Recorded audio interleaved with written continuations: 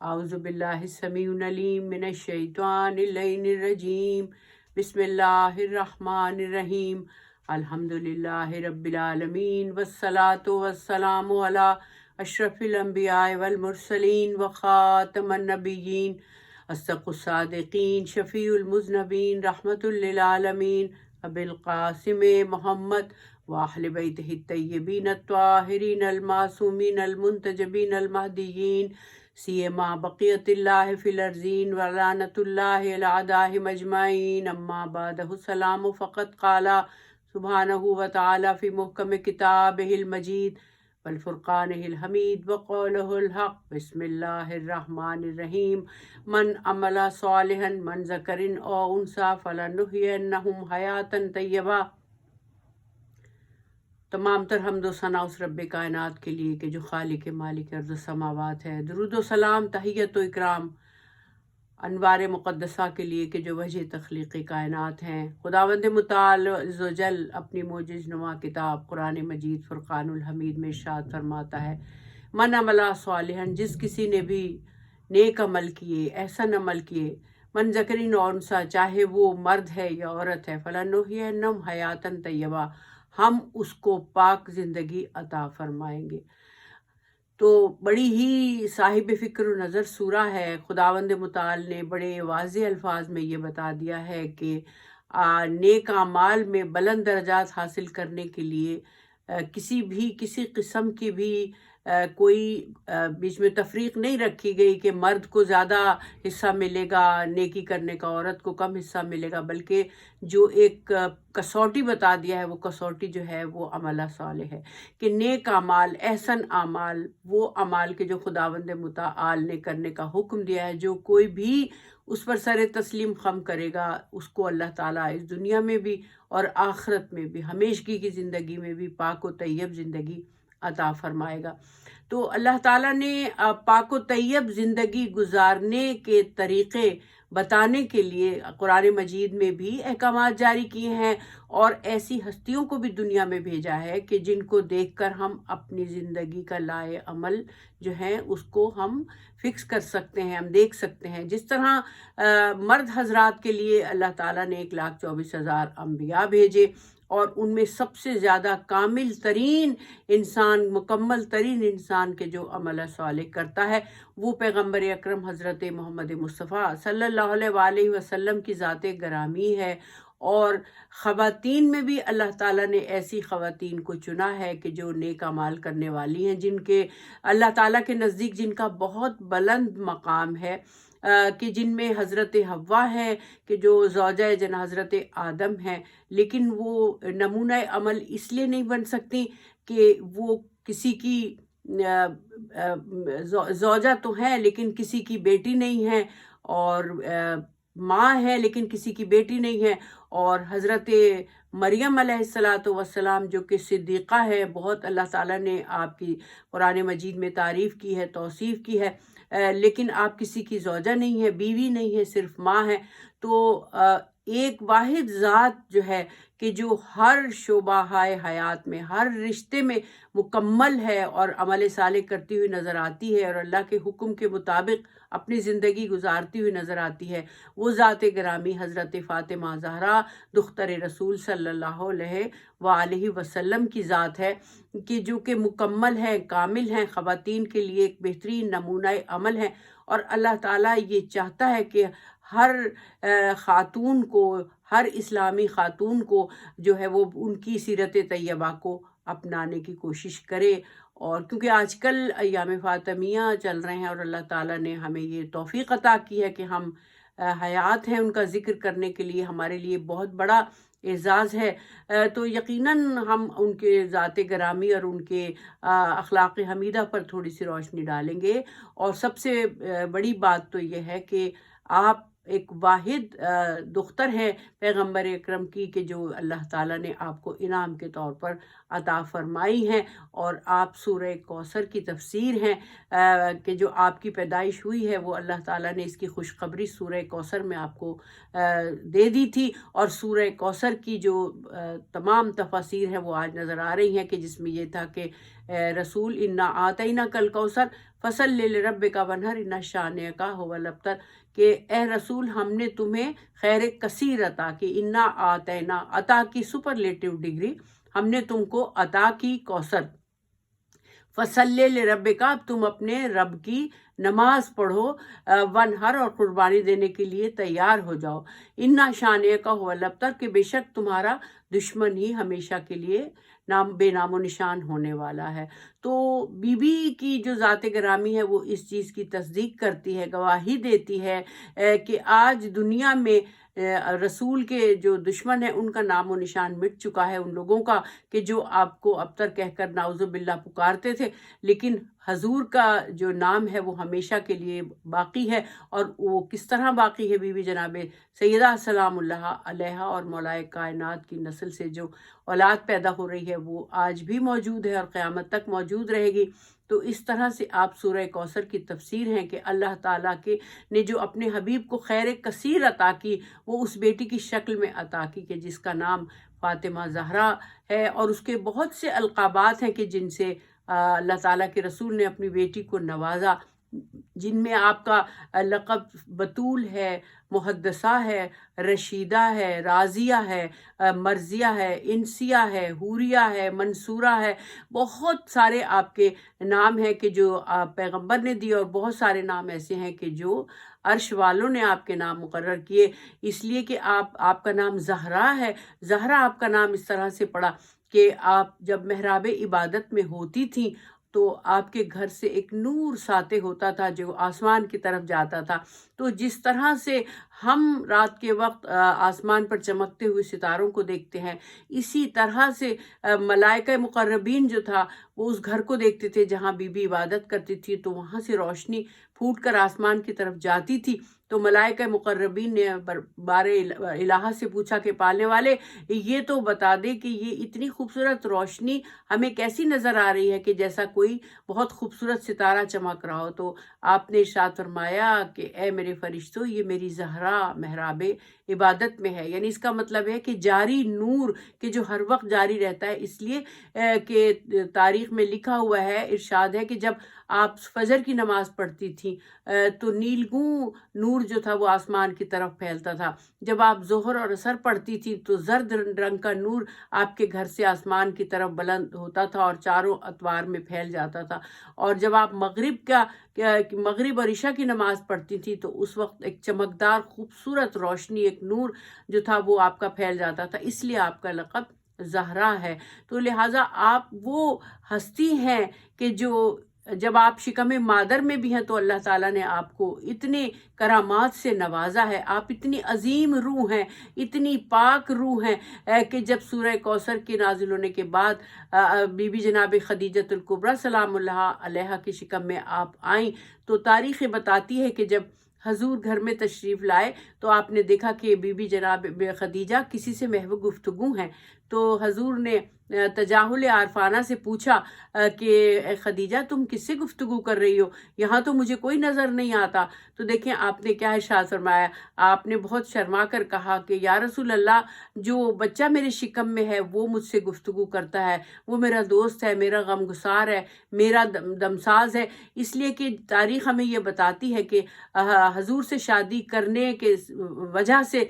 Be be Khadija کے قبائل کے لوگوں نے آپ کا بائیکاٹ کر دیا تھا، کوئی آپ سے ملتا نہیں تھا، اور یہی کہتے تھے کہ تم نے ایک یتیم سے شادی کر لی، ایک ایسے شخص سے شادی کر لی کہ جس کے پاس کوئی مال دنیا نہیں ہے، تو اس وجہ سے وہ آپ سے بائیکاٹ کر لیا تھا۔ تو بی بی تنہا ہوتی تھیں اور اپنے شکم میں بچے سے گفتگو کرتی تھی، تو جب حضور نے یہ سنا تو آپ نے مسکرا کر ارشاد فرمایا کہ خدیجہ وہ بیٹا نہیں بلکہ وہ بیٹی ہے، لیکن وہ اللہ کی منتخب کردہ خاتون ہوگی کہ خاتون اول ہوگی اسلام کی۔ تو اسی لیے آپ یہ دیکھیے کہ حضرت امام خمینی نے بھی آپ کی یوم پیدائش کو یوم خواتین کا قرار دیا ہے، اور اسی لیے ہم احتراماً یوم فاطمیہ ہم مناتے ہیں۔ تو یہ میری بیوی جو تھیں ان کی تربیت کس کی گود میں ہوئی؟ یعنی اس کی جو کہ تمام دنیا میں سب سے زیادہ بلند اخلاق رکھنے والا عرفہ والا ہے، کہ جس کو قدسی جو ہے، جس کی زیارت کے منتخب رہتے ہیں، تو ان کی گود میں آپ نے تربیت پائی. اور تربیت کیسی تربیت پائی کہ جب آپ کا وصال ہو گیا جناب خدیجہ کا، تو ایک دن آپ نے جناب ام سلمہ کو بلایا اور بلا کہا کہ ام سلمہ، یہ بے ماں کی بچی ہے، اب یہ تمہاری گود میں ہے، تم اس کی تربیت کرو، اس کو اپنے ساتھ رکھو اور اس کی تربیت کرو. تو جب کچھ دن گزرے تو بی بی ام سلمہ آئیں حضور کے پاس اور کہا کہ یا رسول اللہ، میں عاجز ہوں اس کی تربیت کرنے سے، میں اس کی کیا تربیت کروں گی، یہ تو پہلے ہی تربیت یافتہ ہے، بلکہ میں خود اپنی تربیت ان کی نیک عادات اور بلند اطوار کو سیکھ کر رہی ہوں. تو یہ وہ ہستی ہیں کہ جو چھوٹی سی عمر میں جنہوں نے کار رسالت کی تمام گہرائیوں کو سمجھ لیا تھا، اور آپ وہ ہیں کہ پیغمبر نے جن کو زندگی میں معاشرت سکھائی کہ کیسے معاشرت کرنی ہے، کس طرح زندہ رہنا ہے، آپ کو حکمت سکھائی، آپ کو تمام دین کے علوم آپ کے اندر بھرائے، اور آپ کو جو ہے وہ علوم کے دروازے آپ کے اوپر کھولے. اور اسی لیے ارشاد فرماتے ہیں کہ میری فاطمہ وہ ہے کہ جو علم بھی میں نے اس کو دیا، اس ایک علم سے 1000 علم کے باب اس کے اوپر کھلتے چلے گئے. تو یہ وہ بیوی ہیں کہ جب اپنے بابا کی اتنی غم گسار ہیں کہ آپ کو کہنا پڑا کہ اے فاطمہ، تم تو ام ابیہا ہو، تم تو میرے باپ، تم تو میری ماں ہو، مطلب کہ اپنے باپ کی ماں ہو. ماں اس سینس میں کہ ماں مامتا کرتی ہے، پیار کرتی ہے اور توجہ دیتی ہے اور اپنے پروں میں چھپا کر رکھتی ہے. تو اسی طرح بیوی چھوٹی سی ہیں، اور جب بابا کار رسالت کرتے ہیں اور آپ کو لوگ پتھر مارتے ہیں، آپ کو تکلیفیں دیتے ہیں، آپ کو پریشان کرتے ہیں، آپ کی راہ میں کانٹے بچھاتے ہیں، آپ کو زخمی کر دیتے ہیں، اور جب آپ کے نالین مبارک خون سے پر ہو جاتے، اور جب آپ گھر واپس آتے تو بی بی آپ کو لینے کے لیے باہر آتی، سیاہ چادر میں لپٹی ہوئی ننھی سی بچی آتی، روتی جاتی اور اپنے بابا کے زخموں کو دھوتی جاتی. تو رسول کو کہنا پڑا کہ اے فاطمہ، تم تو ام ابیہا ہو، اپنے باپ کی ماں ہو. تو رسول جو اتنا احترام کرتے تھے اور اتنا مقام دیتے تھے، وہ اپنی طرف سے نہیں، بلکہ یہ خدا کا حکم تھا، کہ خدا کی طرف سے آپ کو یہ حکم تھا کہ یہ بچی تمہارا نام باقی رکھنے والی ہے، اس کی اولاد جو ہے دین اسلام کی بقا کی ضامن ہے. تو اسی لیے جب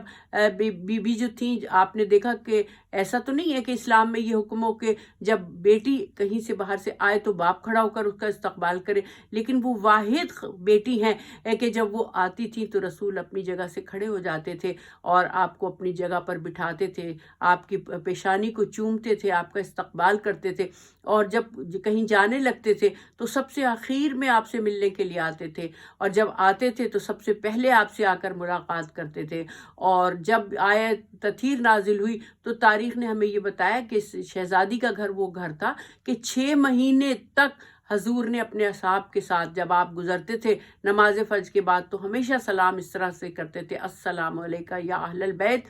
انما یرید اللہ لیذھب عنکم الرجس اہل البیت ویطہرکم تطہیرا. تو یہ اصحاب نے یہ پوچھا کہ یا رسول اللہ، کیا اب اسی طرح سلام کرنے کا طریقہ رائج ہو جائے گا؟ آپ نے ارشاد فرمایا نہیں، مجھے خدا کی جانب سے یہ حکم ہے کہ میں سب لوگوں کو باور کرا دوں، یہ بتا دوں کہ یہ اہل بیت جو ہے یہ ہر قسم کی نجاست سے پاک ہیں، اور سیدہ اور ان کے شوہر اور ان کے بچے جو ہیں وہ معصوم ہیں، اور میرے بعد ان کے راستے پر چلنا، ان کی تابعداری کرنا، ان کے بتائے حکم پر چلنا. تو دیکھیں بی بی نے یہ تمام چیزیں جو اپنے بابا سے سیکھی تھیں، اور مولا کائنات نے کہ جو چھوٹی سی عمر سے آپ کی زیر سایہ تربیت پائی، جیسے کہ مولا کائنات بھی ارشاد فرماتے ہیں کہ میں رسول اللہ کے پیچھے ایسے چلتا تھا جیسے اونٹنی کا بچہ اپنی ماں کے پیچھے چلتا ہے، اور مجھے رسول نے ایسے علم بھرایا جیسے کبوتری اپنے بچے کو دانہ بھراتی ہے. میں ہر وقت رسول کے ساتھ ہوتا تھا، میں وحی الہی کو سنتا تھا، میں فرشتوں کے آنے کو محسوس کرتا تھا. تو لہٰذا آپ یہ دیکھیں کہ یہ دونوں ہستیاں جو ہیں یہ رسالت مآب سے اتنی کلوز ہیں، اتنی قریب ہیں کہ تمام علوم جو پیغمبر اکرم حضرت محمد مصطفیٰ صلی اللہ علیہ وسلم کے پاس تھے، وہ آپ ان دونوں کو منتقل کر دیا، اور ان دونوں نے آگے مل کر پھر اپنے بچوں میں منتقل کیا. اور یہ اس طرح سے اللہ تعالیٰ نے یہ سلسلہ عصمت کا جو ہے وہ جاری رکھا، اور آج بھی ہمارے درمیان سلسلے کی آخری کڑی غیبت میں موجود ہے. تو آپ یہ دیکھیں کہ بی بی میری شہزادی جو ہیں ان میں اس قدر دین کی آگہی اور اتنا